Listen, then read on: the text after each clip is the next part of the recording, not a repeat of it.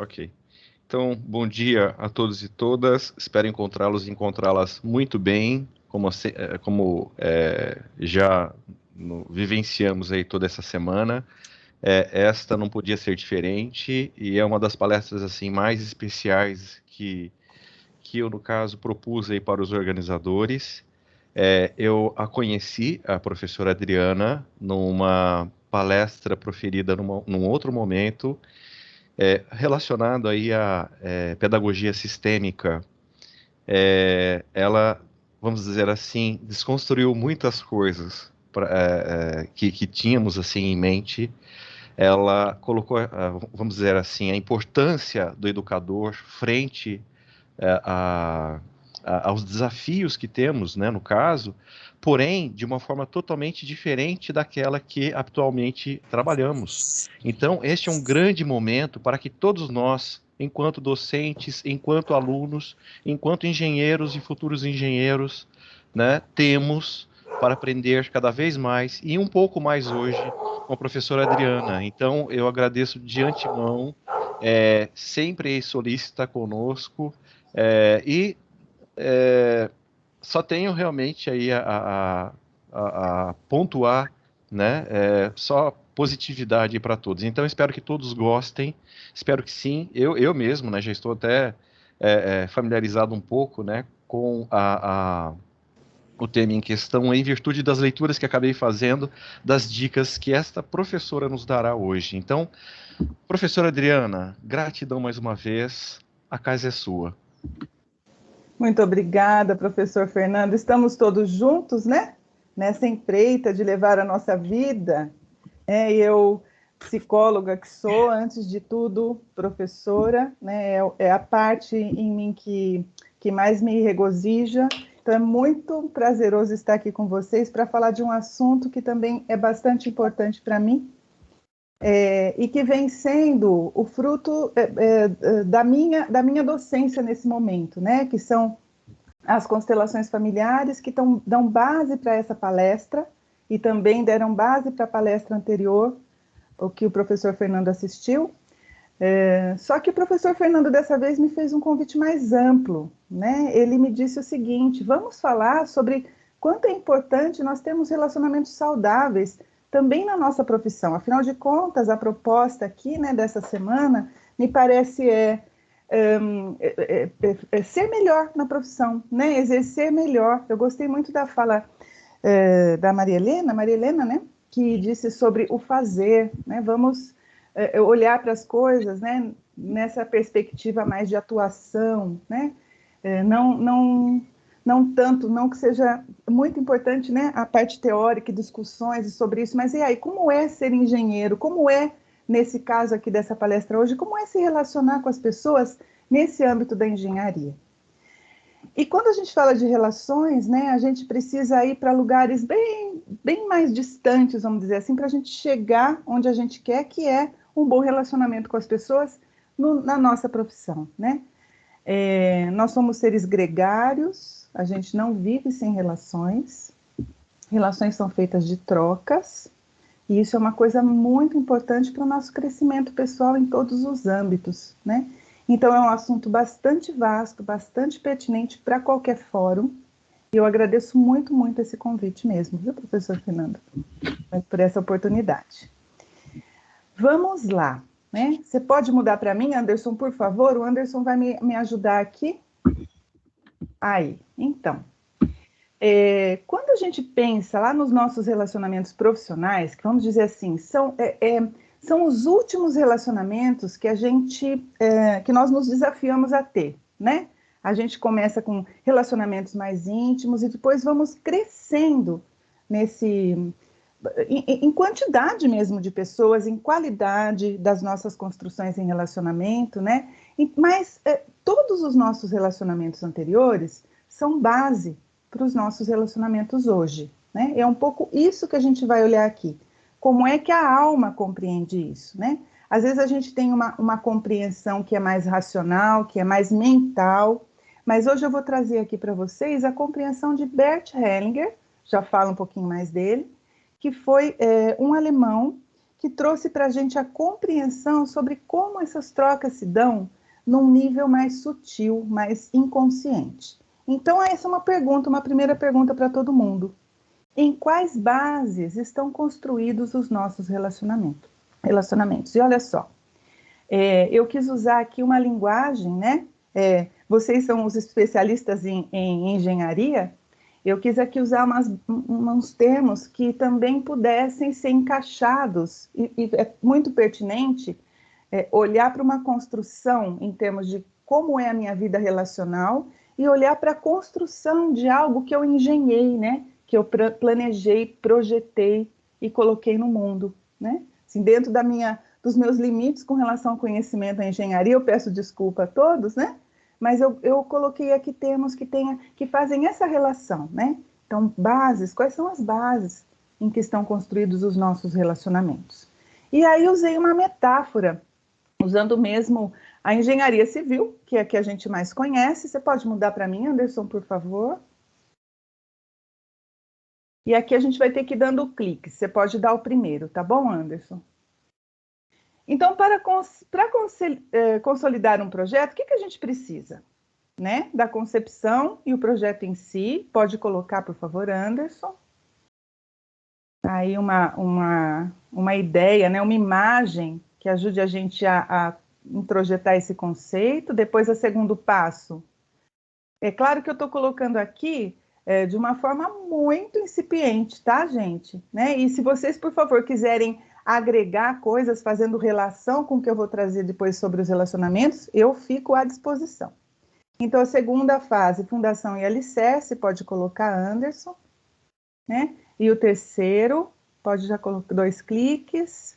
A construção, acabamento, a cobertura em si, a fase de execução propriamente dita, né? De erguer esse projeto.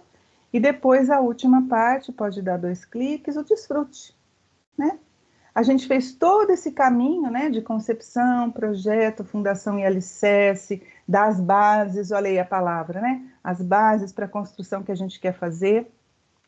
Depois a gente faz a construção propriamente, o acabamento, a cobertura, finaliza, né, talvez a cobertura antes do acabamento, depois desfruta aquilo que a gente, com tanta parcimônia, foi fazendo aparecer, né. Muito bom. Pode passar o outro, Anderson, por favor.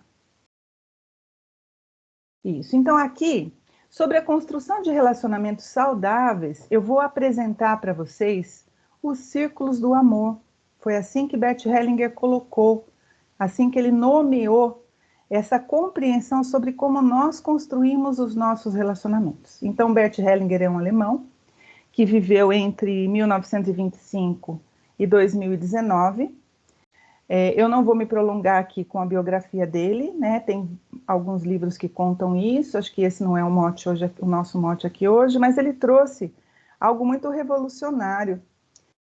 Embora seja pautado em coisas já existentes na psicologia, né? Nas terapias integrativas, nas abordagens usadas pela psicologia, a forma como ele nos trouxe, como ele abordou esses nossos funcionamentos, foi um jeito muito inovador e muito alavancador de compreensão sobre os nossos passos na direção do bem viver a vida, do viver a vida com plenitude. E aí, vou voltar para o que eu disse no começo, né? Relacionamentos são a base, né? do nosso estar na vida, né? Todos os relacionamentos. Ele chamou de círculos do amor, algo que é muito semelhante ao que eu mostrei para vocês no slide anterior. Uma concepção, um projeto, um alicerce, uma base, uma construção e depois um desfrute nos nossos relacionamentos, tá? Ele é o compilador das constelações familiares, talvez vocês conheçam com esse nome, né? O legado que ele deixou, tá? E Círculos do Amor é uma das compreensões que ele traz quando ele expõe o que é que movimenta a nossa alma, entrou a alma, né? A gente tem um tanto de compreensões que são mais construídas pelo nosso mental, né? Então, por exemplo, né? Aqui é um tema bem importante. O que é ser um bom pai? O que é ser uma boa mãe? A gente tem enciclopédias contando o que é ser um bom pai, o que é ser uma boa mãe. Isso varia de acordo com a época, né? Muitos de nós podemos dizer assim, nossa, meu pai não era desse jeito, hoje eu preciso ser dessa forma, né? O que é exigido de mim pela psicologia, pela sociedade, enfim, né? É uma coisa diferente. Então, a gente tem vários compêndios sobre o que eu preciso fazer para ser um bom profissional, em termos de relacionamentos, enfim, né? Mas o que ele olhou? A gente não menospreza esse construto mental de várias abordagens aí, de várias épocas em que a gente viveu e vive, mas ele colocou algo mais. Existe algo que é mais forte, mais poderoso e que não está definido pela nossa construção racional, não está definido, por exemplo, pelas regrinhas de boa convivência que a gente aprende na nossa família, na nossa sociedade, na nossa religião. Existe algo que nos mobiliza a partir da alma, né? A alma sendo aquele algo mais, também não vou me prolongar nessa definição, né? E tem várias, mas nós vamos considerar aqui a alma como um lugar em nós que é mais forte no sentido de levar a vida, que nos conduz com mais força no levar a vida, tá? E que é algo muitas vezes inconsciente, está atuando em nós de forma inconsciente. Mas vocês vão ver que os círculos do amor, eles são bastante concretos, né? A forma como, às vezes, a alma conduz esses círculos, né? Vivencia esses círculos, e como a nossa compreensão racional vivencia esses ciclos, é que tem uma pequena diferença. Então, o convite aqui é olhar a partir do olhar da alma, que Bert Hellinger nos trouxe. Então, vamos para o primeiro círculo. Então, eu quero que vocês imaginem, né, que esses círculos, eles começam a partir de um círculo menor, esse desenho eu vou mostrar para vocês no final, e que os próximos círculos, eles abrangem o primeiro círculo. Então, existe uma ampliação a partir do primeiro círculo, o primeiro círculo está contido no segundo, o segundo e o primeiro contidos no terceiro, depois a gente vai ver esse desenho, tá? O primeiro círculo do amor, ou seja, onde primeiro a gente vivenciou o amor nessa nossa existência, é o encontro dos nossos pais. Tem uma figurinha aí pra gente, Anderson, você pode colocar, por favor. Isso. O encontro dos nossos pais, né? Imaginem quantos encontros antes dos nossos pais foram necessários para que os nossos pais fossem exatamente como são, né? E quanta coincidência precisou, né? Muitas vezes a gente fala desse jeito, né? Quanta coincidência precisou para que nossos pais se encontrassem no momento certo, do jeito certo, para que você pudesse estar aqui. Essa é a linguagem da alma, tá? Quantos movimentos, quantas afirmações, quantos sim eles precisaram dizer e quantos não também, para que esse encontro fosse possível. Essa é a linguagem da alma. Então, você é alguém muito especial, né? Que foi fruto do amor de duas pessoas, né? Mas aí a gente pode dizer, mas tem encontros que são mesmo casuais, que são mesmo furtivos, que parecem até um desencontro, né? Sobre isso, eu queria só alertá-los, isso é linguagem da alma, com a ajuda da biologia, de que esse encontro entre o óvulo e o espermatozoide, ele é um encontro vibracional. Olha só quanta linguagem de engenharia eu estou usando aqui, né? E com o mesmo sentido, imagino eu, dentro quando sou leiga. É vibracional, né? Ou seja, nenhum espermatozoide adentra um óvulo com o qual ele não tenha sintonia. Nossa, Adriana, nem no estupro? Nem no estupro, isso é biologia. Então, esse encontro é regido por essa vibração, né? Por esse sim que a biologia dá para a sua existência, né? Então, esse é o primeiro círculo. Se a gente olha para esse encontro, né? E vamos para o simples. Bert Hellinger fala muito isso.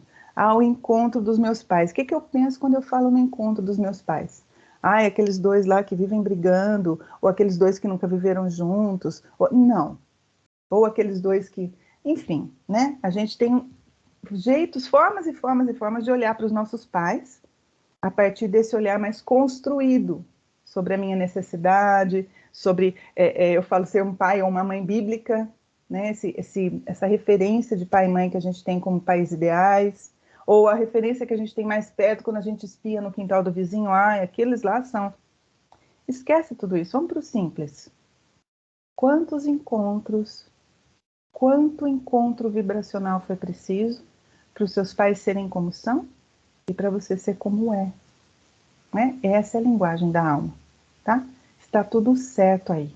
Né? Você é a pessoa certa e está no lugar certo e está aqui porque os seus pais te proporcionaram isso, né? Esse é o primeiro encontro, o primeiro círculo do amor, tá? Então, se eu penso assim, puxa, né? Eu sou resultado de um encontro de amor, um encontro vibracional, onde houve uma sintonia, né? Amor nesse sentido, tá? Onde houve uma sintonia. Então, que especial olhar dessa forma, né? Essa é a alma nos contando quem nós somos, tá bom? Ok, absorvi o primeiro círculo do amor, né? Sou alguém que sou fruto do amor dos meus pais, independente da circunstância, né?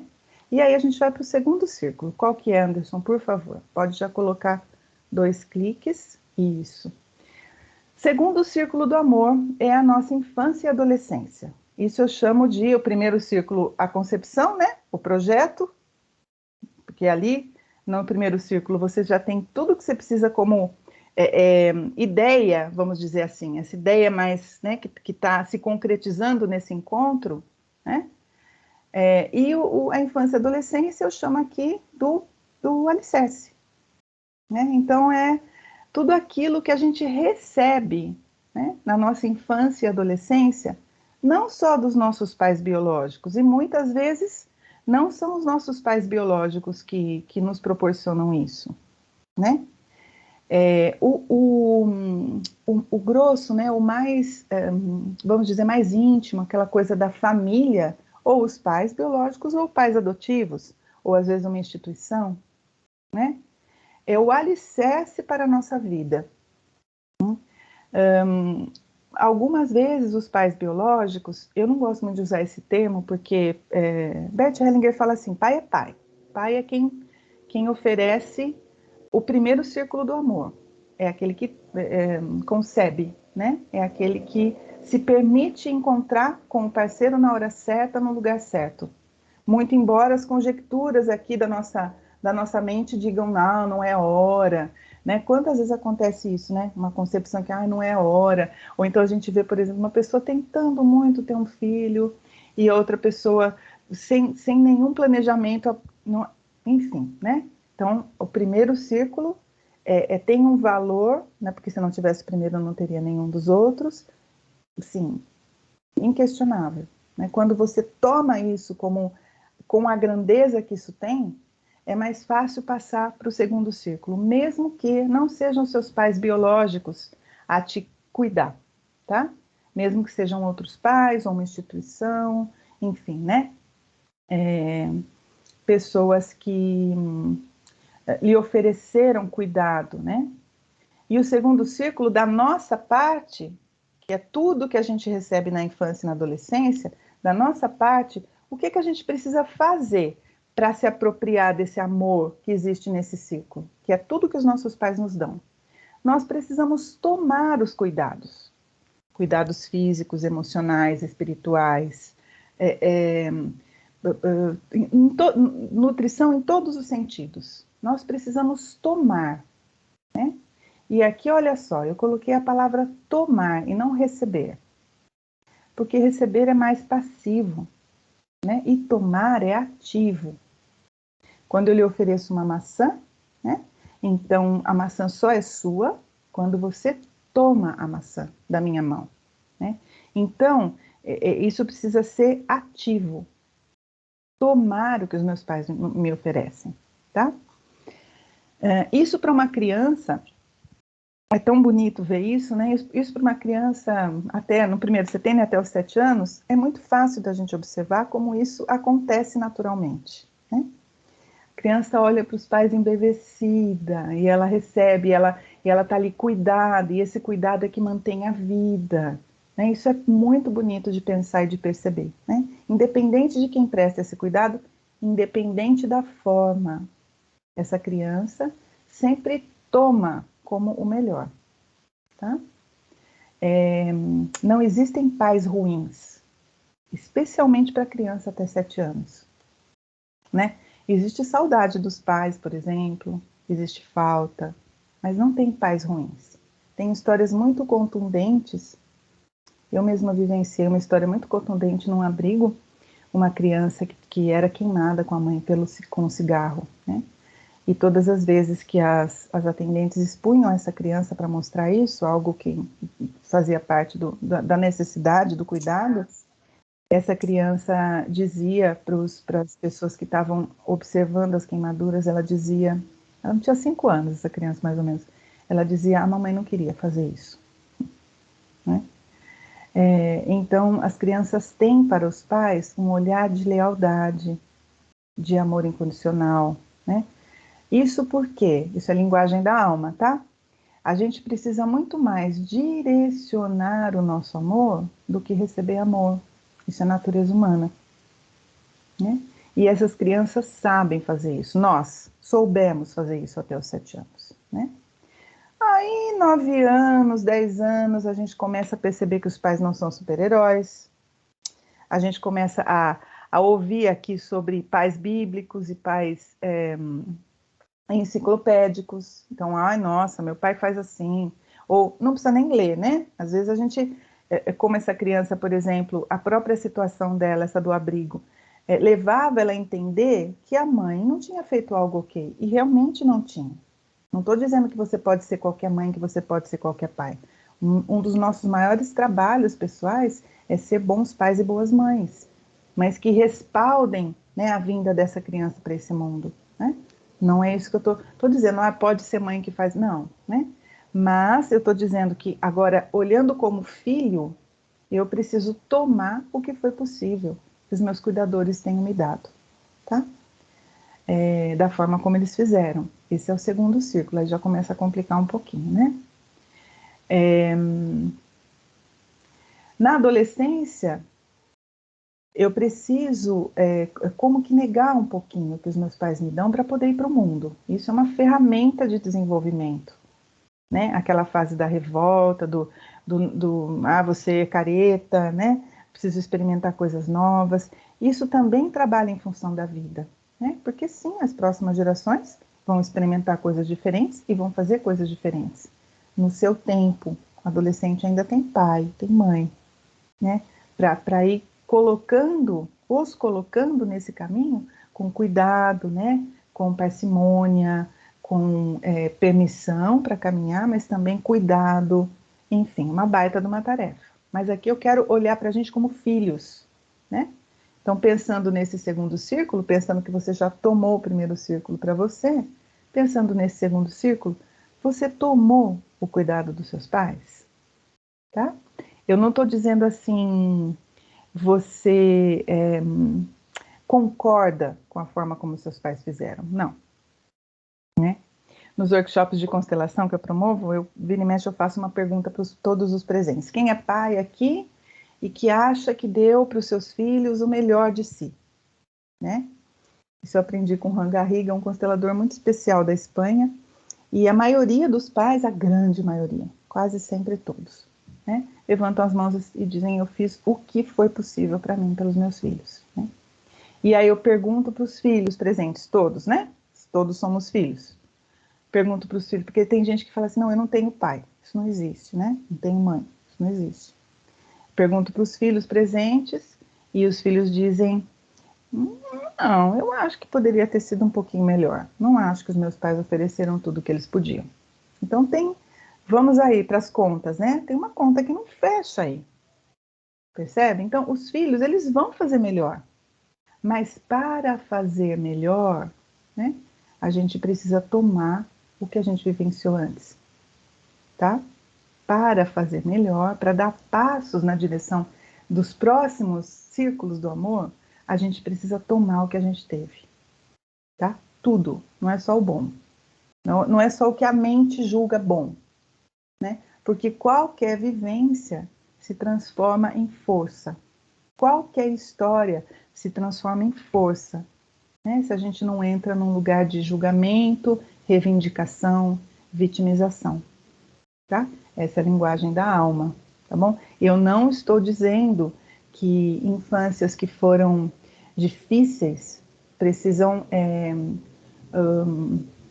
ser esquecidas ou ser negligenciadas, banalizadas, de forma nenhuma. Isso que a gente compreende como a necessidade humana e que a gente como sociedade busca como mínimo necessário, né? E eu espero que cada vez não só o mínimo, né? Por exemplo, fome, né?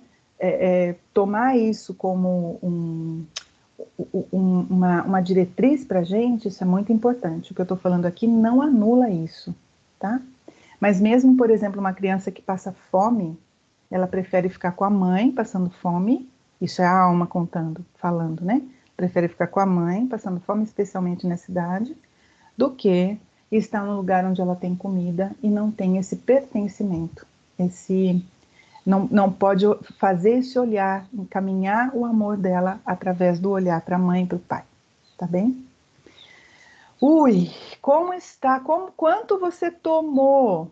Né? Será que pelas nossas críticas, pelas nossas reivindicações, deixamos de olhar para o tesouro que os nossos pais nos deram?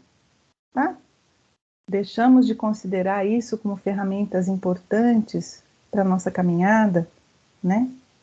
Às vezes por exemplo, a própria força, né, para tocar a vida, ela é instigada na gente de um jeito muito, né, muito desafiador. E aí, a gente tomou mesmo assim? Ou a gente ficou naquele lugar de, ai, não devia ter sido assim, meus pais deviam isso, deviam aquilo, né? Uma outra coisa importante nesse círculo é que eu, além de tomar os cuidados, que eu abra mão dos cuidados que não foram possíveis, né? Que eu não siga a vida esperando que esses cuidados ainda venham, porque para as próximas relações, nessa construção, isso vai ser veneno, que eu fique esperando, tá? O que não veio dos meus pais. Abre mão aqui, nesse círculo, abre mão do que eles não puderam te dar, ok? Terceiro círculo, vamos lá, Anderson.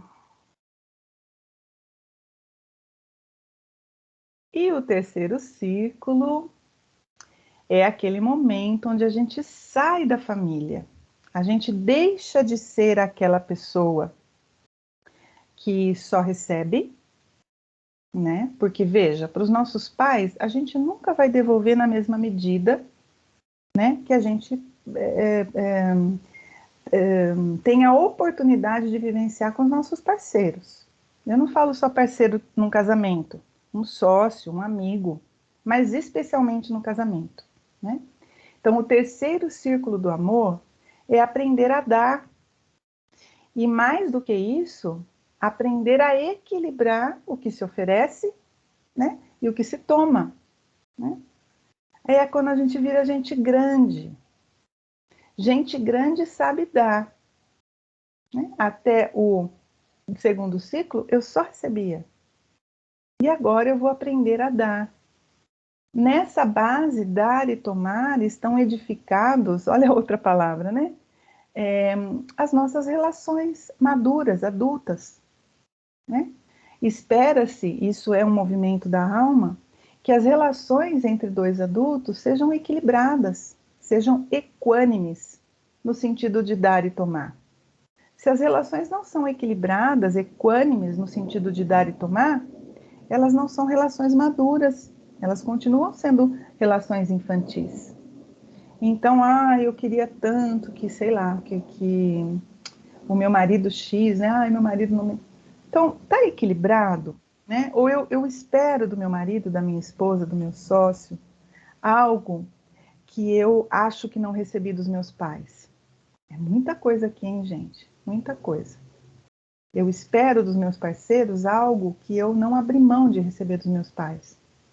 Ou eu encaro essa relação como algo equânime, onde eu ofereço os meus tesouros que eu tomei lá na minha infância e adolescência, e eu aceito os tesouros do outro, que às vezes são muito diferentes da minha referência de tesouro, né? Aqui a gente pode pensar também numa família que tem formatos muito rígidos, por exemplo, culturalmente, né? Tem culturas que são bem, que têm uma moral bastante clara e que também não se recebem para tomar de outro aquilo que o outro tem para oferecer.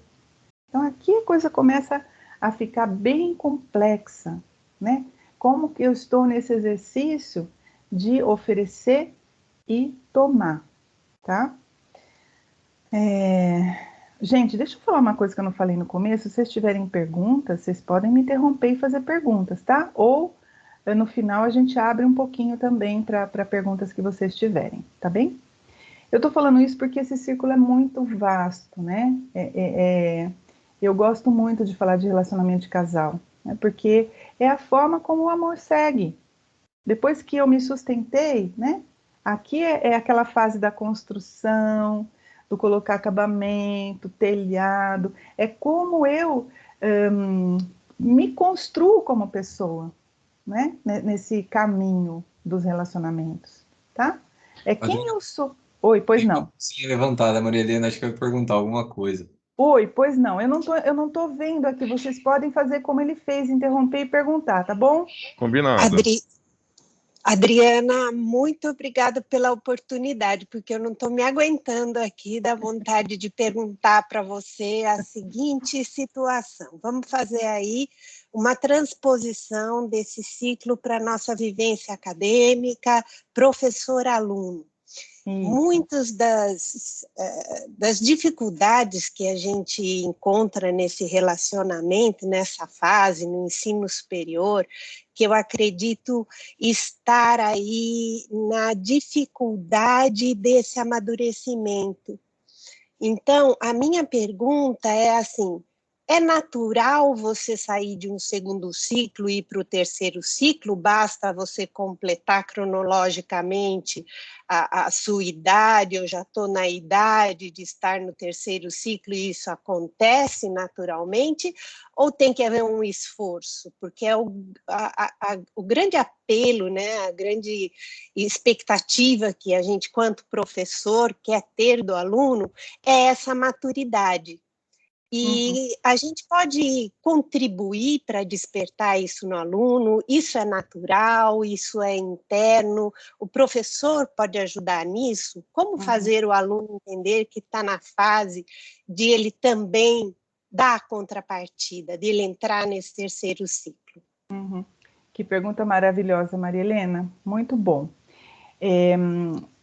Eu não vejo isso como uma coisa linear, tá? A tomada de cada um desses círculos não é uma coisa linear na nossa vida. Pode ser, e na maioria das vezes é isso que acontece, a gente faz isso em espiral, a gente volta em cada um dos círculos por várias vezes na vida, tá? E sim, as pessoas que encontram com a gente são material para que a gente possa revisitar, né, cada uma dessas coisas, né? Especificamente com relação à relação professor-aluno, uma das coisas que a gente pode fazer como professor para contribuir que esse processo aconteça com o nosso aluno é entender o nosso lugar no processo de crescimento de cada ser humano, e no caso do nosso aluno, né? Na verdade, aí eu vou fazer uma brechinha aqui para a palestra que o professor Fernando assistiu e que tem a ver com a pedagogia sistêmica. Na verdade, se trata do professor assumir o próprio lugar, né? O que isso significa? Que o professor não é alguém que pode tomar o lugar dos pais, no sentido de oferecer para esse aluno mais do que ele pode retornar, né? A relação ensino-aprendizado, ela é uma relação equânime, ela precisa ser equânime, né? Então, o aluno precisa dar o resultado E essa postura do professor, que não seja uma postura invasiva com relação à forma como esse aluno faz, mas que coloque essa coisa aqui assim, olha, né? Nossa relação é assim. Eu te ofereço algo e você me oferece algo de volta. Você é grande para isso.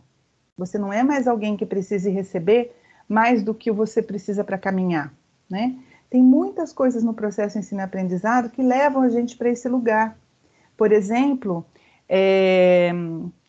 uma compaixão pelo aluno que se torna pena e que coloca o aluno num lugar de não capaz, né, de dar o seu passo de crescimento.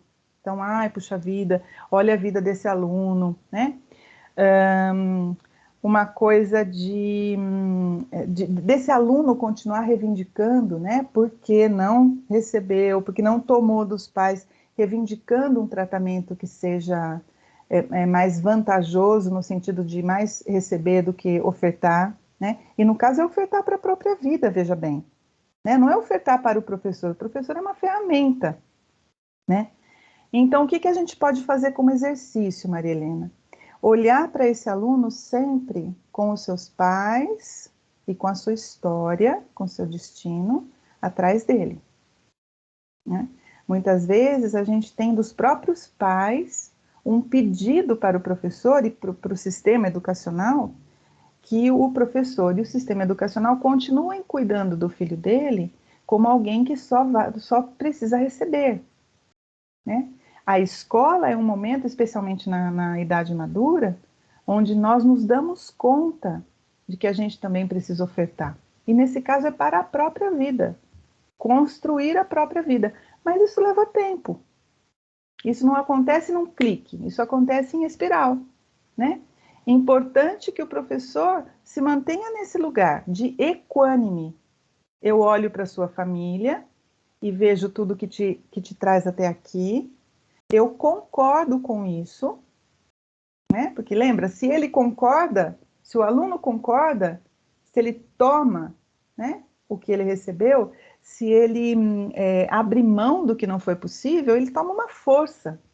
Então você olha para esse aluno a partir dessa força, né? Sem críticas aos pais. Estou propondo coisas aqui que a gente poderia fazer um workshop de um ano, uma vivência de um ano falando só disso, tá? Eu estou destampando assuntos. A gente pode concordar, a gente precisa concordar com os pais. E, por outro lado, eu tenho aqui o respaldo da instituição onde eu trabalho, dizendo qual é o limite, né? O outro, igual a nós, equânime, vem me colocar o limite. Aqui não pode ser assim. Sabe? Né? Eu não sei se eu respondi, se eu dei abri uma frestinha. Fala, Maria Helena. Respondeu e abriu muitas frestas, né? Eu acho que, como você mesmo disse, isso merece uma discussão mais aprofundada. Mas já me sinto satisfeita, já entendi aí a importância da postura do professor, né? De entender a situação, contribuir, mas sem ocupar esse papel, né? De pai, de mãezona, que a gente corre o risco, que isso pode interromper aí o processo, né? De evolução. Muito obrigada, Isso é uma Adriana. coisa, muito obrigada a você, Maria Helena, pela pergunta. Essa coisa de não estabelecer uma relação próxima, relação parental com o aluno é importante. É importante também olhar para os pais atrás dele e concordar com a força dele como é. Isso também é importante, né? Porque a gente vê que muitos processos, não só os educacionais, mas também os terapêuticos, enroscam quando a gente não percebe a força de quem está ali, né, usufruindo da nossa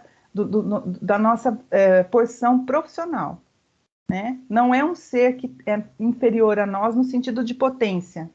Ele pode ser inferior no sentido da sabedoria, do conhecimento, mas em termos de força é alguém igual a nós. E ele tem os pais atrás dele, os avós, os bisavós, uma força imensa que eu posso olhar e concordar que ela seja como ela é, tá?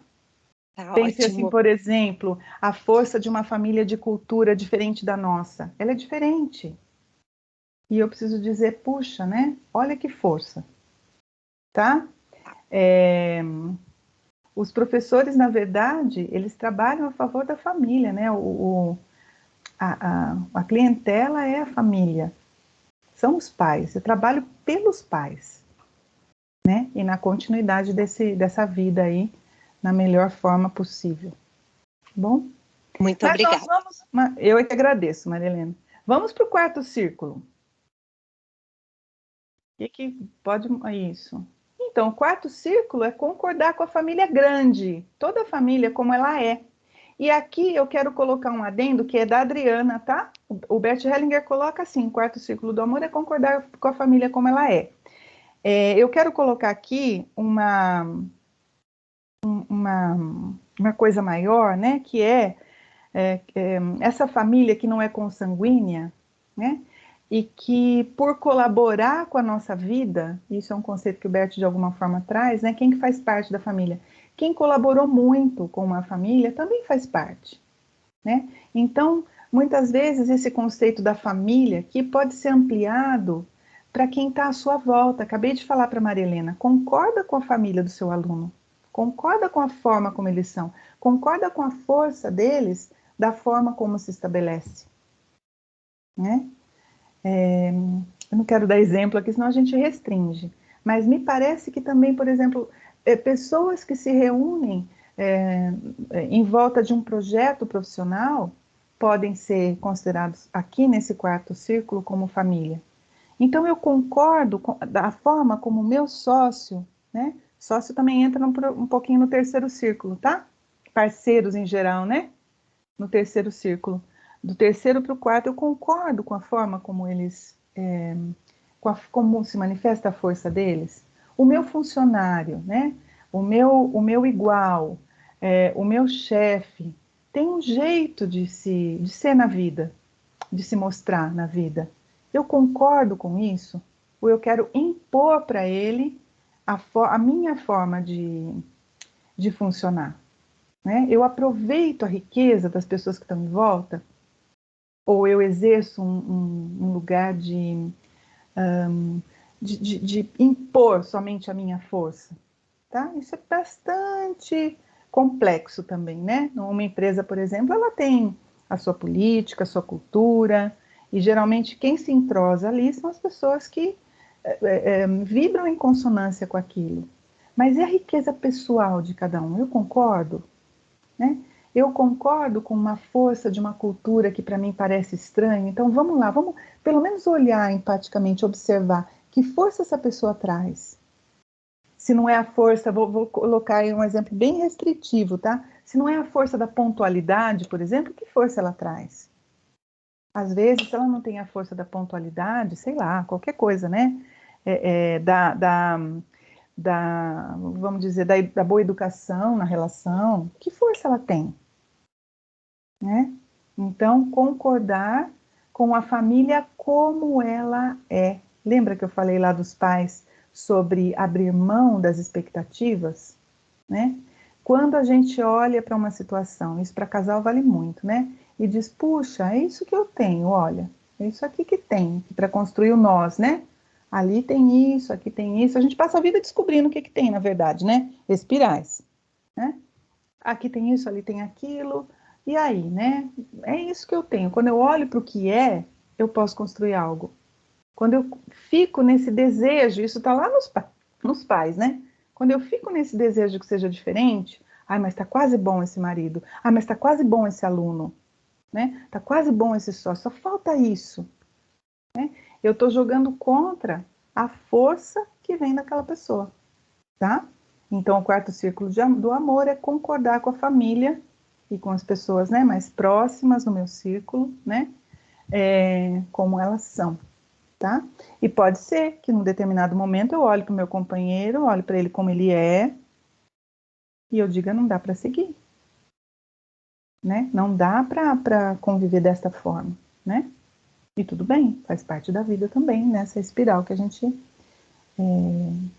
está sempre, né, imerso. Quinto círculo, por favor, Anderson. Quinto círculo do amor, a paz entre os povos. Concordar com a humanidade. Esse é o nosso desfrute, né? Lá no final da comparação que eu fiz. Esse é o nosso desfrute. A paz entre os povos. Desfrutar da paz entre os povos. Concordar com a humanidade como ela é. Concordar com as diferenças que existem entre os povos. Tá? E conviver desta forma. Esse é o círculo, o quinto círculo do amor, né? Muito bom. Vamos olhar esses círculos, então, colocados nessa ordem de abrangência aí. Você pode passar para o próximo, Anderson, por favor? Isso. Pode ir clicando, que a gente vai falando. Primeiro, círculo do amor, o encontro entre os meus pais. Segundo, o cuidado dos meus pais. Como eu tomo isso. O terceiro, ir para a vida adulta. Oferecer, não só tomar. Né? O quarto círculo, aceitar as pessoas à minha volta, especialmente os familiares como eles são. E o quinto círculo, a paz entre os povos, aceitar a humanidade como ela é. Tá? Então, esse é um desenho que eu gosto de fazer dos círculos do amor, tomando a sua abrangência. E olhando para esse desenho assim, talvez fique mais fácil ainda da gente compreender que pular para o próximo passo significa incorporar o passo anterior. Significa se trabalhar no passo anterior, né? Muitas vezes eu estou com um conflito aqui no terceiro círculo, nessa minha ida para o mundo, né? O que eu encontro, o que eu ofereço, como eu tomo o que o outro tem para me oferecer, e eu preciso voltar lá para o primeiro. Né? Fechar os meus olhos e dizer, puxa, eu sou, né, o resultado do encontro dos meus pais. Isso a gente pode trabalhar com os alunos, viu, Maria Helena? Né? Desde da educação infantil Sim. até os cursos superior. Uhum. Eu posso parar um minutinho. Meu aluno está inseguro? Pera um pouquinho. Né? Coloca o pai e a mãe dele atrás dele. Né? Isso é uma coisa em espiral. Tá? A pedagogia sistêmica tem um monte de exercícios que vão nessa direção. De ajudar o aluno a tomar a sua força. Que é o contrário de dizer, olha aqui, ó, você tem que chegar nesse resultado. Né? Quando você chegar nesse resultado, você pertence ao grupo dos alunos formados no ensino médio. Não, a pedagogia sistêmica diz para a criança assim, que força você tem para dar passos nessa direção? Ah, não tenho nenhuma. Tem, você quer ver como você tem? E não é a exigência do currículo, a força da criança. Né? É o que ela traz como elemento de próprio, pessoal, essa individualidade. Tá? Então, isso a gente pode fazer. Né? Claro que a gente vai se deparar quando se propõe a um trabalho desse com um tanto de situações bem delicadas, onde a nossa compreensão sobre o que é ser um bom pai e uma boa mãe vai todo o tempo, né, assim, entrar como um sabotador, né? Mas lembrando que na alma eu tenho o pai e a mãe que são os melhores para mim. A alma tem essa lealdade. Se você fala mal dos pais de um aluno, se você não acredita na força de um aluno, né, você está indo contra a natureza da alma desse aluno. E se você se conecta a essa natureza da alma do aluno, você o ajuda a fluir da sua forma, com muito mais força. Tá? E é isso. Pode passar, Anderson, por favor. Só meu obrigada a vocês. Depois, se você quiser, Anderson, disponibilizar esse material para os presentes, você fica à vontade, tá bom? E fica aí também à disposição os meus contatos para quem quiser, para quem tiver mais dúvidas do que a gente puder sanar nesse momento. Eu fico à disposição aí para perguntas, a gente tem um tempinho bom. Se vocês quiserem perguntar, eu fico à disposição. Desculpa a rapidez, é muito conteúdo, mas procurei condensar de um jeito que a gente pudesse aproveitar. Maravilha, parabéns, Adriana. Uma excelente explicação para todos nós. Eu acho que veio no momento certo, tá ok? Anderson, eu posso fazer uma pergunta antes de você tomar as rédeas aí? Não, na verdade acho que você poderia conduzir, viu, Ah, Fernando? tudo bem, Tá bom? tranquilo.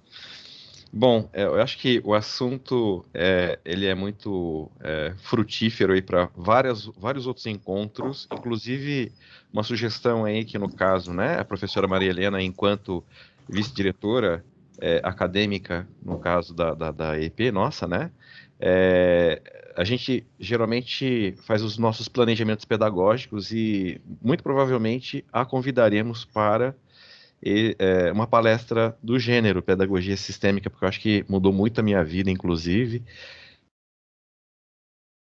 Esta reunião do tipo, esta palestra, né, de tamanha importância que eu dou, inclusive, ocorre, eu acho que tem muita cura. E as pessoas não percebem ainda, porque a gente está no mental, né? E Isso. parcialmente não, totalmente no espiritual vai sendo reformulado, ressignificado. E uma coisa muito interessante que eu achei em mim, no caso, né, já em depoimento, inclusive, é que eu não posso oferecer coisas que não estão dentro de mim. Se está Isso. resolvido dentro de mim, eu posso, sabe, ofertar o dar, né? Isso. Então, para mim é sempre gratificante aí ter essas oportunidades. Agradeço mais uma vez. Acho que muitos, né, no caso, aprenderam um pouco da pedagogia sistêmica, das relações, né, no caso, que Bert Hellinger nos trouxe aí, nos presenteou na realidade, e que estamos difundindo isso de alguma forma, né? Então, gratidão mais uma vez, né, pela colaboração aí conosco. Eu vou então dar início a algumas perguntas. Eu vou começar pelo Pedro Henrique. Se eu não estiver aqui na sequência, me corrijam, por favor. Pedro Henrique Dantas Vieira. Ele coloca o seguinte: Adriana, como melhorar as relações interpessoais quando ligamos isso ao meio profissional? É o mesmo caminho, Pedro. Pedro, né? É o mesmo Isso. caminho, é o mesmo caminho. A gente ciclicamente precisa voltar à nossa força, né? A consciência de quem somos nós, o que que nos forja, o que que nos coloca aqui, né? Para estar diante do outro, conseguindo oferecer a nossa riqueza e aberto para a riqueza do outro, a gente precisa ciclicamente voltar para a nossa força. Primeiro círculo, segundo círculo. A mente faz a gente acreditar assim, né? Num tempo linear, né? Numa coisa que acontece com uma linearidade, ou que a gente conquista e está estagnado. Não, esse processo é um processo cíclico, né? A gente vai revisitando, às vezes a gente encontra uma pessoa que nos desafia, aliás, os relacionamentos são para isso, né? Para nos desafiar a ser melhor. A gente encontra uma pessoa que nos desafia a voltar lá para aquele encontro vibracional dos meus pais. Espera um pouco. Eu estou aqui nesse mundo, né? De uma forma especial, não é de uma forma banal, tá? Então, os encontros sempre, Pedro, nos instigam, seja com um parceiro, seja com um aluno, um colega, eles sempre nos instigam a construir melhor esse nosso delineamento e essa nossa capacidade, essa nossa permeabilidade com relação ao que eu ofereço e eu recebo. E vou me enriquecendo, tá bom? Gratidão. Então, dando sequência as perguntas, a Isadora Frank, me perdoe se eu tiver pronunciado errado, Frank Tunin, ela nos diz o seguinte: bom dia, Adriana, gostaria de saber sua opinião quanto ao seguinte assunto. Hoje em dia observamos que cada ano que passa as pessoas procuram ter cada vez menos filhos. Você acredita que isso esteja diretamente e unicamente ligado ao fato de o desejo de obter sucesso profissional seja maior do que o desejo de constituir uma família? Isso é uma coisa bem contemporânea mesmo, né?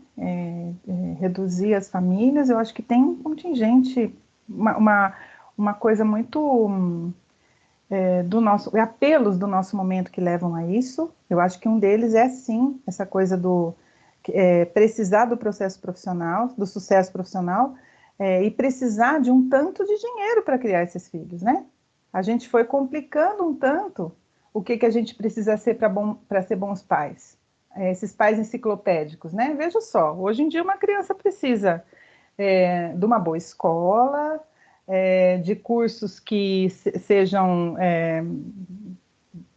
favoreçam outros tipos de desenvolvimento que a escola não proporciona, ela precisa saber uma língua, ela precisa, enfim, né? A gente foi complicando o que é simples, né? Eu falava isso ontem com uma das minhas filhas. A gente foi complicando o que é simples, a gente foi acreditando, a gente foi deixando de acreditar no que a gente como pais pode dar para os filhos. Eu não estou dizendo aqui que para ter muitos filhos a gente precisa parar de trabalhar. Não, eu tenho 3, nunca parei de trabalhar, né? Não posso dizer assim que eu sou uma pessoa normal como qualquer outra, né? Mas eu acho assim que existem apelos que vão contra o caminho da nossa alma, sabe? E que a gente às vezes se deixa influenciar, né? Pela necessidade de pertencimento, pelas nossos próprios questionamentos, né? Eu acho que tem uma hora que a gente precisa parar e pensar, puxa, né? Qual é mesmo? Eu vou falar de um jeito e já explico. Que Deus eu sigo, sabe? Que Deus eu sigo e não é um Deus religioso que eu estou falando. Qual que é meu propósito? O que eu quero nessa vida, né? Eu quero ter muito dinheiro, eu quero ter bons relacionamentos, eu quero deixar um legado. O que eu quero, né? E parar um pouquinho de ouvir o que você precisa. O que você precisa? Ah, você precisa isso, né? Ter uma posição, que legado você quer deixar, né? Acho que esse é um questionamento que, hora ou outra, visita a gente nessa espiral de crescimento, sabe? Né? E é muito triste que as pessoas não tenham mais filhos, porque nesse perfil dos filhos, é o terceiro filho que vem como revolucionário, vem como aquele que traz coisas novas para o mundo, né? E a gente não passa do primeiro, segundo, vamos botar gente revolucionária nesse mundo. A própria pandemia nos desafiou, né? Muito. Então, e eu conheço um amigo que, inclusive, é próximo a nós aqui, que ele teve de se reinventar, né? De lecionar de casa, claro, ter Sim. de fazer as refeições para a filha. E quando eu vejo essa filha, por exemplo, né, que às vezes ele leva para as nossas reuniões, leva ela para as nossas reuniões, o cabelo arrumado, toda, sabe? Eu vejo o quanto aquela presença de pai, sabe? É, Fez diferença, né? Isso, justamente. Então, a pandemia reaproximou ele, creio eu. Não que ele estivesse distante, mas Isso. ele relata cada coisa assim que só tem a nos edificar. Pensa um pouquinho, Fernando, quanto ele precisou voltar nesses círculos, né? Para se É, apropriar do que ele tomou e hum, oferecer para a filha. É muito bonito isso. lindo, Pensar nisso, né? maravilhoso. Só tenho a agradecer tê-lo conosco. E ela também, né? A Isabela. Bom, a Gabriele Ribeiro dos Santos nos diz o seguinte: bom dia. Hoje em dia, o tempo acaba sendo desculpa para muitas coisas em nossa vida. Qual a melhor maneira de tentar administrar família, trabalho? Eu acho que em cada fase da vida isso reverbera de uma forma diferente, né? Essa coisa do tempo, né? É claro que quando eu estou construindo a minha vida, quando eu estou trabalhando nesse eixo do ter, né? Inclusive ter filhos, né? A dedicação para as coisas, quando eu estou construindo uma carreira profissional, a dedicação precisa ser maior, né? Mas para todas as fases da vida, eu sugiro que você sempre fique conectado com o seu propósito, né? Onde eu quero chegar, né? O que é importante para mim, né? Essa sempre precisa ser a bússola para como eu vou aplicar a minha energia, o meu tempo, né? Em que direção eu vou, sabe? Essa precisa ser a minha bússola. Não que a gente tenha todas as respostas sempre, Gabriela, a gente não tem. A gente aprende fazendo, né? Por isso é espiral, tá? Mas eu te sugiro assim, não tem como fazer isso, não é só uma agenda, é um norte, sabe? Onde eu quero chegar. E isso acho que ajuda a gente. Tá bom? Aproveitando a oportunidade, eu não sou psicólogo, por favor, pode me corrigir se eu estiver enganado, mas a partir do momento em que a gente começa a dar a devida importância às escolhas que fazemos, elas passam a ser escolhas mais condizentes com aquilo que estamos aqui, né, no caso, e não por acaso, né? Exatamente. É. A gente pode até cair num clichê aqui, né? Porque a gente escuta tanto, né? Ah, escute seu coração, escute a sua voz interior. Mas sim, a gente gasta muito tempo observando no mundo, isso é um conceito bem importante, observando no mundo o que eu preciso fazer para pertencer a esse mundo. Isso é uma necessidade humana. Então a gente gasta muito tempo com isso, né? Existe esse pertencimento mais rasante, vamos dizer, ai, nossa, olha aqui, ó, sou isso daqui, ó. Então eu pertenço a esse mundo que tem isso daqui, que é esse título, por exemplo, né? Eu pertenço. Mas, e aí, que sentido isso faz para mim? Existe um outro movimento de pertencimento na alma que é muito mais sutil, vamos dizer assim, né? E quando a gente diz escute seu coração, é com isso que é disso que a gente está falando, né? Amor. Escuta internamente o que realmente faz sentido para você. Ok. Então, dando sequência, a Aline Oliveira Zatarim, ela nos diz o seguinte, né? Bom dia, Adriana. Aproveitando a pergunta da Isadora, que ela referente aí agora, enfim, Sobre conforme for... carreira, não é? Ótimo, é isso mesmo. E considerando que hoje em dia os jovens têm um círculo de amigos maiores que os círculos familiares, você acha que futuramente as famílias venham a ser substituídas mais por amigos do que realmente por familiares? Não é verdade que hoje eles têm, sabe? Essa necessidade de grupo, ela sempre foi presente. Ela sempre foi presente. E fazer esse salto da família para o grupo era um pouco mais difícil antigamente. Porque as famílias tinham uma consistência, as famílias elas estavam agrupadas fisicamente mesmo, né? Mais unidas, tinha mais filhos, mais tios, mais primos. A família tinha outra constituição. O que está acontecendo com a gente? A gente está se isolando em bolhas individuais, né? A família está lá não sei onde, eu vim fazer minha carreira aqui. Então, eu não tenho mais essa possibilidade de estabelecer relações entre família, né? Então, eu procuro os amigos. Infelizmente, hoje, de forma virtual. Porque, como os meninos precisam dessa coisa do presencial, né? Desse contato, dessa turma, desse grupo, né? Isso sempre foi necessário na adolescência e isso é pular para o terceiro círculo, o círculo da troca, né? Muito importante para o nosso desenvolvimento. É quando eu vou para o mundo, quando eu já estou rico, né? Das experiências que os meus pais me proporcionaram, eu vou para o mundo. Então, isso é característico dessa fase de desenvolvimento, né?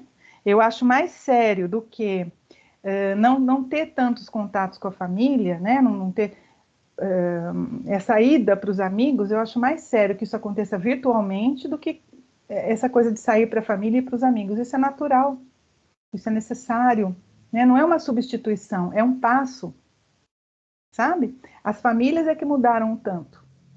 Antes elas eram mais gregárias, vamos dizer assim, e hoje a gente está se encapsulando, cada um no seu apartamento, cada um na sua casa, né? Não temos mais esses encontros com a família como antes. Encontros que eu estou dizendo não é esse encontro furtivo do final de semana, mas é a família colaborando, né, no crescimento das crianças que ali chegaram, e isso está diferente, e não é ruim, é a nossa época, é o jeito contemporâneo de ser, tá? Mas a saída para o grupo, para os amigos também é muito importante, tá bom? E se eu me apropriei da minha riqueza familiar, melhor ainda. Às vezes nós abrimos mão da nossa natureza para fazer o que a sociedade nos impõe, vamos dizer assim. Para pertencer, né? Sentir essa questão do Justamente. pertencimento. O Marcos Lima, no caso, nos pergunta o seguinte: bom dia, parabéns pela apresentação. Sabemos que temos culturas e valores diferentes de acordo com cada país. Pensando a partir do terceiro ciclo, essas diferenças têm alguma contribuição de interferências nos ciclos? Ou seja, um círculo pode interferir no outro? Enfim. Sim, um círculo pode interferir no outro? Eu entendi a pergunta assim, vamos ver. Se eu me caso com uma pessoa de uma outra religião, isso pode interferir? Eu entendi a pergunta assim. Quem é que fez a pergunta? O Marcos Lima. Marco, você está aí? Marcos, se você pudesse se manifestar, por gentileza, pode abrir o Então, sim, microfone. Aham. é exatamente nesse sentido a mescla de culturas pode evidenciar e acabar interferindo nesses ciclos, né? Sim, sim. É muito mais difícil eu olhar para um tesouro que seja totalmente diferente do meu do que olhar para um tesouro que seja familiar, parecido, né? Então, é muito mais fácil que um casamento entre pessoas da mesma cultura dê certo do que o casamento entre pessoas de culturas diferentes dê certo, tá? Por isso que o quinto círculo, só o quinto círculo é aceitar a humanidade como ela é, tá?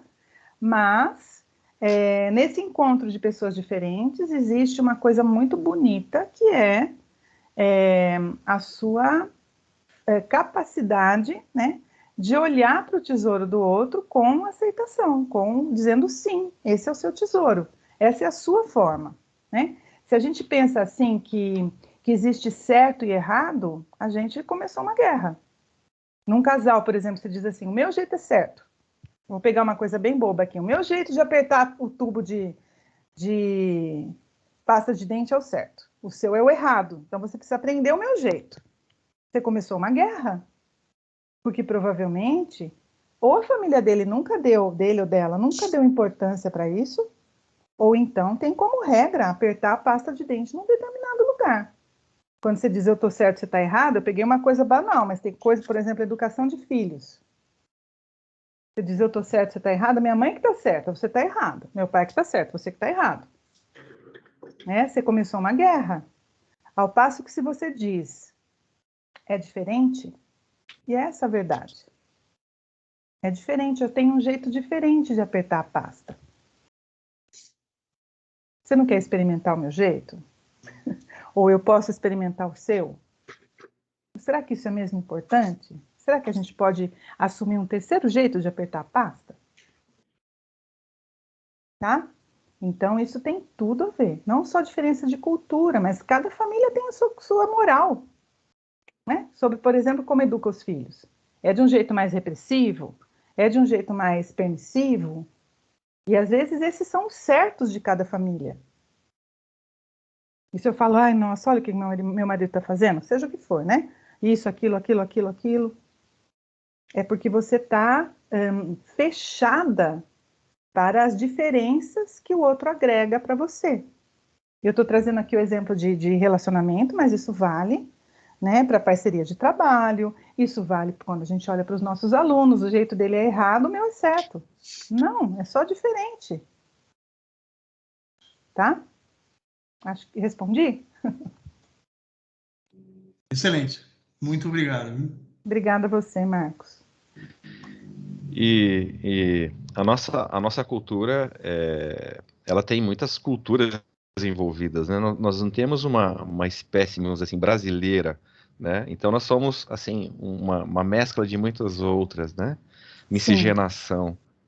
Então, isso nos enriquece também, né? Porque, afinal de muito. contas, a criatividade, a inventividade. Sim. Então, nós somos ricos nesse sentido, e quando a gente compreende isso, fica melhor ainda, né? Quando a gente pode tomar tudo como certo, tudo como força, não certo, mas força, né? Fica muito bom, né? É que às vezes a gente, até dentro da gente, a gente tem essa coisa, né? De essa parte eu gosto, aquela não gosto, essa que eu consigo aproveitar, aquela não, né? Desafios de crescimento. Mas é isso, tudo que nos Ótimo. forja é força. Eu só queria estender aqui os agradecimentos do Pedro, do Caio, da Isadora, e do Marcos Lima, no caso, né, sobre as respostas. Não sei se temos mais alguma manifestação, assim, de alguém que queira, de repente, tomar... professora Maria Helena, por favor, professora. Se eu tiver um tempinho, eu gostaria sim. Primeiro, eu queria reconhecer aqui, Adriana, todo o seu cuidado, o seu carinho, né, na forma como abordou, fazendo um paralelo com um vocabulário mais da engenharia, isso é muito bom, né? Porque quando a gente convida psicólogo, a gente morre de medo que venham com termos junguianos que a gente até arrepia, né? Então, agradeço, vejo isso um carinho especial com a gente e é motivo de gratidão. Mas usando aí esse vocabulário, vamos entender assim, eu estou numa fase da vida e, de repente, por força do pertencimento, por força do mercado, que isso influencia muito naquilo que a gente acha que precisa para, entre aspas, ser feliz, eu decido que eu quero um telhado verde, florido, ecologicamente correto, e para isso eu imagino que a gente precisa fazer uma autoavaliação se a minha estrutura, se a fundação, se toda a minha sustentação permite isso. Ótimo. Se a gente entender que há a necessidade, né, assim, há essa possibilidade de eu, para construir nesse exemplo aí, um telhado maravilhoso, há possibilidade de eu rever a minha fundação, a minha estrutura. Essa espiral é isso que significa? A gente pode voltar e reforçar aí o que está capenga nesses ciclos durante a nossa jornada? Que pergunta maravilhosa, Marilena. Quando eu digo de espiral, é exatamente isso. Nós não estamos condenados à nossa história, né? A nossa história, ela não determina o nosso futuro, a nossa construção, né? Mas é a forma como a gente observa, vivencia as ocorrências da nossa vida, é a forma como a gente olha para isso que determina como é que a gente vai lidar com a nossa história, né? Então, vamos lá, vamos traduzir sem psicologuês. Sim, se eu quero um relacionamento com uma boa troca, um relacionamento saudável, né? Eu tenho que revisitar o quanto eu absorvi dos meus pais aquilo que eu poderia absorver, né? Porque num relacionamento de casal, por exemplo, entre sócios, entre colegas de profissão, né? Nesse momento do terceiro ciclo, onde eu estou saindo para fora, né? Eu estou levando o meu diferente para o mundo, né? Eu preciso ter a clareza da minha inteireza. Eu preciso me apropriar da minha força. E isso a gente pode fazer ciclicamente, é isso que eu quero dizer com a espiral. Então, algo não vai bem na minha relação com o meu aluno, né? O que é que tem em mim que está dificultando isso? Então, eu vou revisitar como é que eu signifiquei o meu relacionamento com os meus pais, como é que eu signifiquei o encontro dos meus pais. A mente dá alguns significados e a alma é muito mais rica nessa compreensão. Então, eu posso entrar em contato com os formatos da alma que já são naturais em mim, né? Mas eu vou colocando eles lá no fundo do baú, né? Porque eu sei o que fazer. Então, quando não começa a não dar certo, por isso que eu digo que os relacionamentos são grandes oportunidades. Quando começa a não dar certo, eu preciso rever a minha base. Eu preciso olhar de uma outra forma. Então, isso é bem importante dizer, que ninguém está condenado a ter uma vida de relacionamentos infrutíferos, doentes, não. A gente pode reconstruir isso a partir da base, do simples, da alegria de ter ganhado a vida, por exemplo, né? Da importância de ter ganhado a vida e tomar essa vida para nós, tá? A gente tem inúmeras chances para isso. Obrigada, Adriana. Eu acho que isso reforça, né, a esperança, né? É possível, né? Então, como as meninas colocam aqui, será que tem que fazer uma opção, uma vida profissional, uma vida familiar, né? Eu acho que a gente não precisa abrir mão de nada, né? Eu acho que a gente pode ir em busca de tudo e, se faltar alguma coisa, revisitar, reforçar e se preparar para essa estrutura, né? Então, a questão do tempo, né? Que é assim, não tenho tempo, estou sempre atrasada, então a gente se sente, né, incomodada por não participar, talvez, da vida familiar ou da vida profissional, ou de uma relação de amigos, social, ou então negligencia a própria demanda consigo mesmo, né? Não tenho tempo para ginástica, não tenho tempo para isso. Descansar, né? E há sempre tempo da gente rever. Então, essa que eu acho que é uma mensagem de esperança, né? Assim, todo mundo tem conserto, é isso? Sim, todo mundo tem conserto. E é muito legal olhar também, Marilena, que a gente tem questionamentos diferentes em cada fase da vida. Tá. Isso também conta da espiral, né? Esse questionamento que uma das alunas aqui trouxe sobre essa... Né, como é que eu concilio tudo? Ele é de uma fase da vida que todo mundo passou por isso. Né? E cada um superou do seu jeito, né? Mas tem jeito, sempre tem. Que bom. Se me permite, professora Maria Helena, você é um exemplo, no caso também, tanto quanto a professora Adriana. São 3 filhos, se eu não me engano, né? Aí, o mestrado, o doutorado, o pós-doutorado. Quer dizer, você deixou de fazer aquilo que você se programou, né, para ficar em detrimento aí à educação dos filhos? Não, você conseguiu conciliar. Então, acho que todas as meninas que eu acho que têm essa preocupação, né? Claro que eu não sou o gênero adequado para responder a isso, mas eu acho que tudo é possível, né? A esperança, a fé, eu acho que tudo é possível de ser feito, né? E com o coração, né?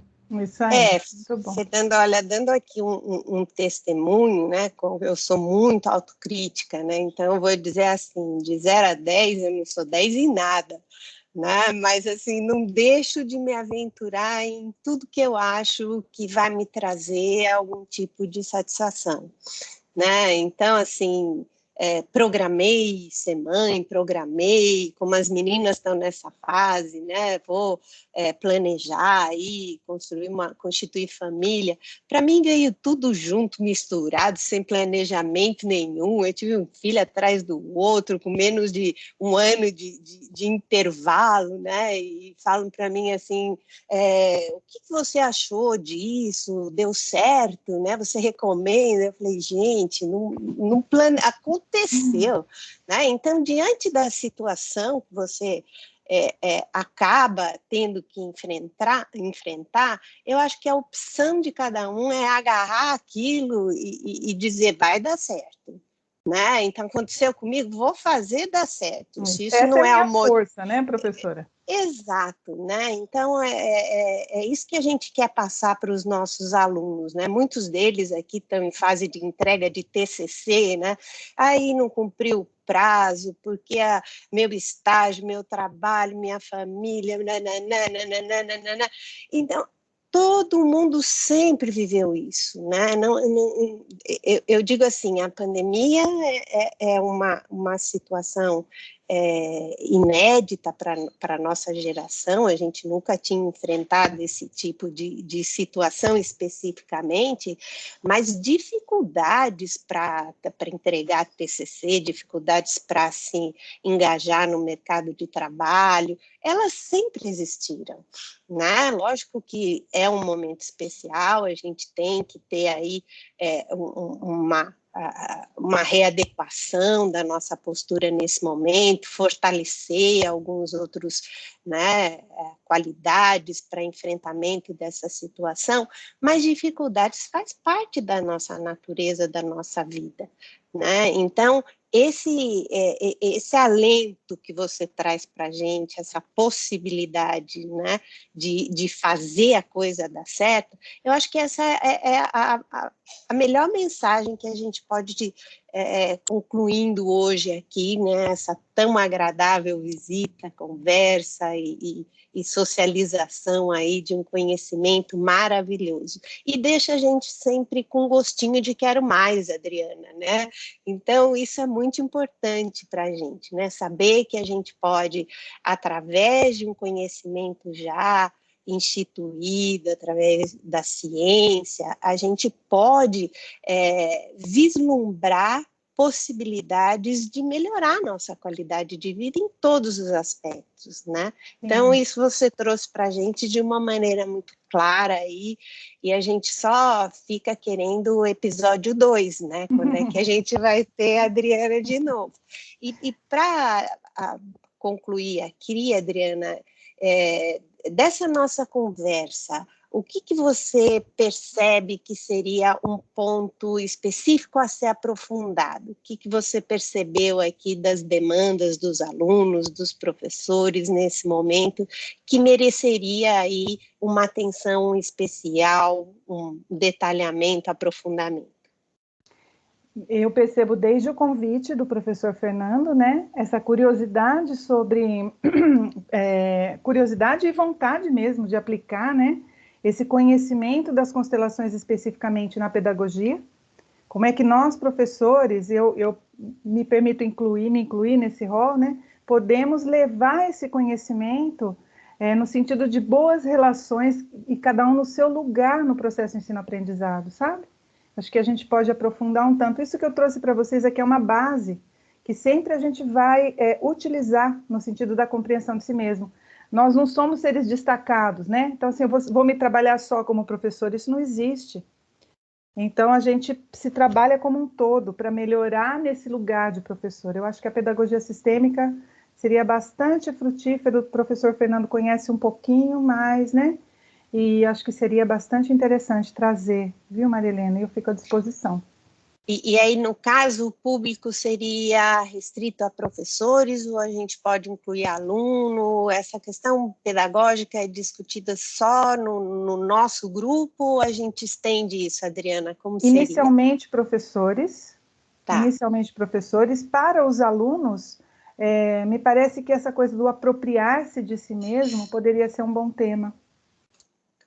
Ótimo. Apropriar-se da sua força poderia ser um bom tema. Tá ótimo.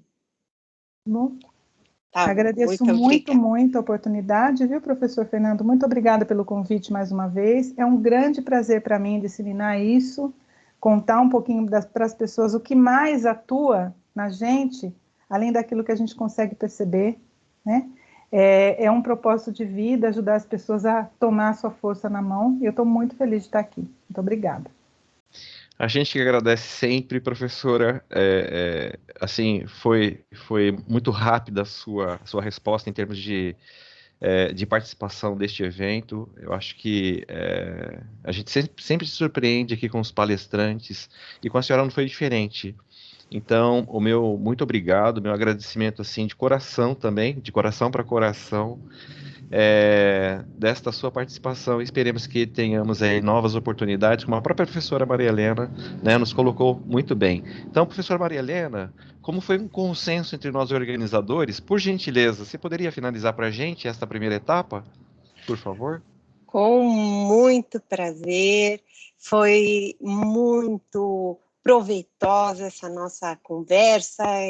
Eu chamo isso de uma oportunidade, né, de prática da afetividade, junto com os alunos, junto com os colegas e com uma convidada tão especial que a gente tem aí a vontade de ficar horas conversando, né, professora? Então, a gente agradece a sua extrema competência na área, a sua comunicação direta. A senhora tocou realmente o coração e a alma de todos aí, os engenheiros e futuros engenheiros. Acho que todos estão com esse mesmo sentimento. E nós agradecemos e esperamos poder contar com a senhora em outras oportunidades, né? Já vislumbramos aqui muitas portas abertas aqui, muitos tópicos a serem aprofundados, né? E isso já é um resultado positivo da sua apresentação de hoje. Nos abriu possibilidades, né? A gente sai daqui com mais perguntas do que resposta, e eu acho que isso é enfático, né? Quando a comunicação é eficiente, é de qualidade, e com essa maneira tão afetiva e carinhosa que a senhora nos contemplou aqui nessa manhã de sábado. Nossos sinceros agradecimentos, professora Adriana. Muito obrigada. Muito obrigada, professora Maria Helena, professor Fernando, Anderson, pela acolhida, né? Eu posso dizer que o ambiente de afetividade foi criado inicialmente por vocês, né? Esse convite tão amoroso, que foi tão gostoso de estar aqui nessa manhã de sábado, como você mesmo disse, tão ensolarada, tão gostosa, cutucando aí as pessoas no sentido do seu melhor, né? Muito obrigada por tudo, viu? Bons caminhos para todos, fico à disposição de vocês. Muito obrigada. Gratidão. Grande abraço. Parabéns. Um Boa abraço. continuidade, bom evento. Obrigada. Gratidão. Tchau, tchau. Tchau, tchau. Bom, e para